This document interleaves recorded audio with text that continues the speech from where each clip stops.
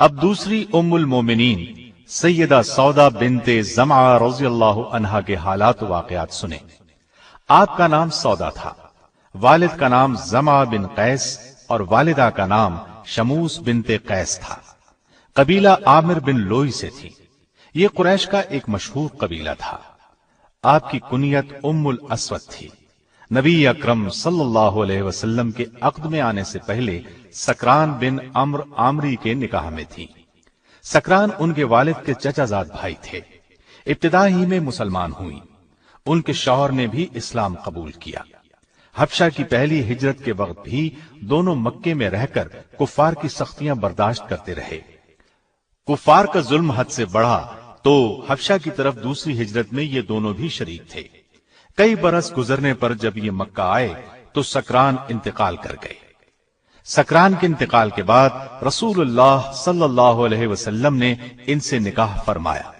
سیدہ خدیجہ رضی اللہ عنہا کے بعد آپ صلی اللہ علیہ وسلم نے دوسرا نکاح انہی سے کیا، اور یہ ایسے ہوا کہ سیدہ خدیجہ کی وفات کے بعد آپ بہت غمگین تھے، اس لیے کہ وہ ہر مشکل میں آپ کی غمگسار تھی۔ آپ صلی اللہ علیہ وسلم کی حالت دیکھ کر عثمان بن مظعون رضی اللہ عنہ کی اہلیہ سیدہ خولہ بنت حکیم رضی اللہ عنہا نے آپ کی خدمت میں حاضر ہو کر عرض کیا، اے اللہ کے رسول صلی اللہ علیہ وسلم، کیا آپ کو ایک مونس اور غمگسار ساتھی کی ضرورت ہے؟ آپ نے فرمایا ہاں۔ اس پر وہ سیدہ سودا رضی اللہ عنہا اور ان کے والد کے پاس گئیں اور ان سے کہا، اللہ تعالیٰ نے آپ پر خیر و برکت کے دروازے کھول دیے ہیں۔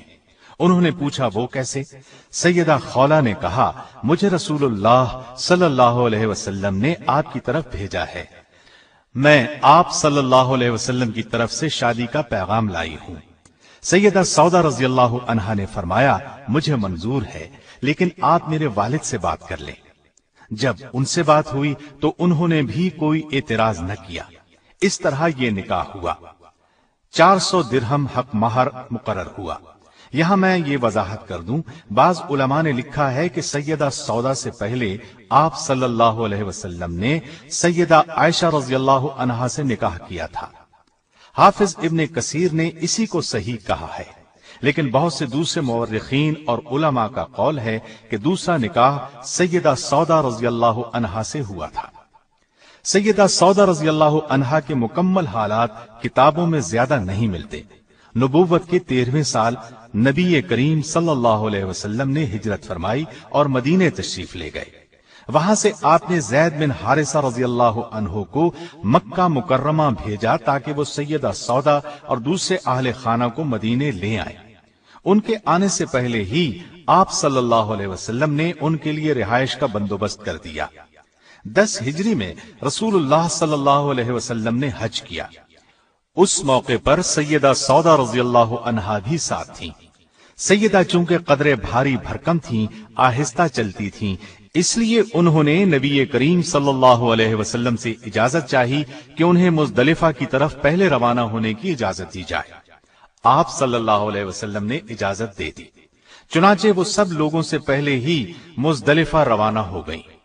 انہیں بھیڑ میں چلنے سے تکلیف ہوتی تھی۔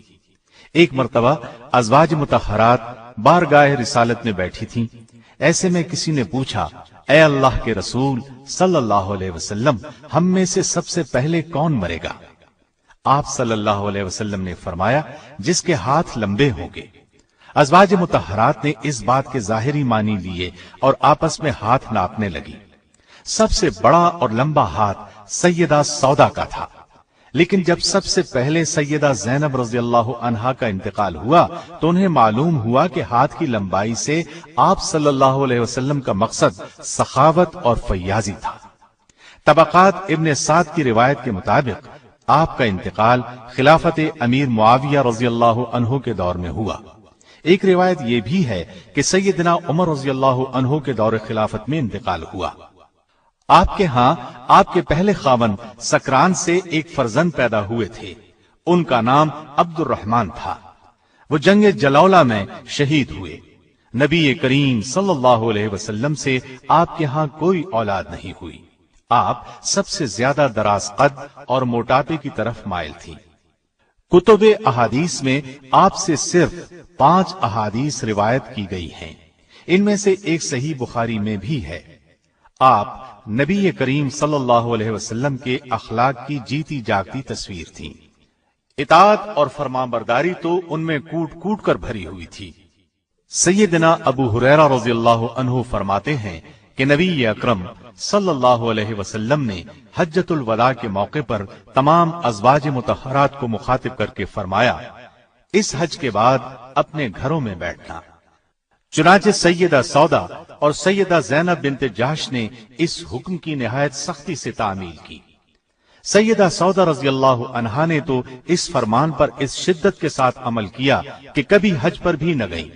फरमाया करती थी, मैं हज और उम्रा दोनों कर चुकी हूं और अब रसूलुल्लाह सल्लल्लाहु अलैहि वसल्लम के हुक्म के मुताबिक घर से न निकलूंगी। सैयदा सौदा रज़ियल्लाहु अन्हा हद दर्जे सखी थी। इस सिफ्त में भी आपका खास मकाम है। दिरहम और दीनार से उन्हें कोई मोहब्बत नहीं थी, अल्लाह के रास्ते में खर्च कर देती थी। एक मर्तबा सैयदना उमर रज़ियल्लाहु अन्हु ने सैयदा की खिदमत में दिरहमों की भरी एक थैली भेजी। लाने वाले से पूछा, इसमें क्या है? उन्होंने बताया, दिरहम है। फरमाया, खजूरों की तरह अब दिरहम भी थैली में भेजे जाने लगे हैं। ये कहकर तमाम के तमाम तकसीम कर दिए।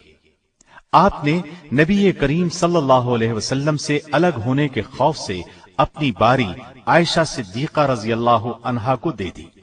रसूलुल्लाह सल्लल्लाहु अलैहि वसल्लम ने उनकी इस बात को मंजूर फरमा लिया। और अगर किसी औरत को अपने खावन की तरफ से ज्यादती या बेरगबती का अंदेशा हो तो मियां बीवी पर कुछ गुनाह नहीं कि आपस में किसी चीज पर सुलह कर लें, और सुलह बेहतर चीज है।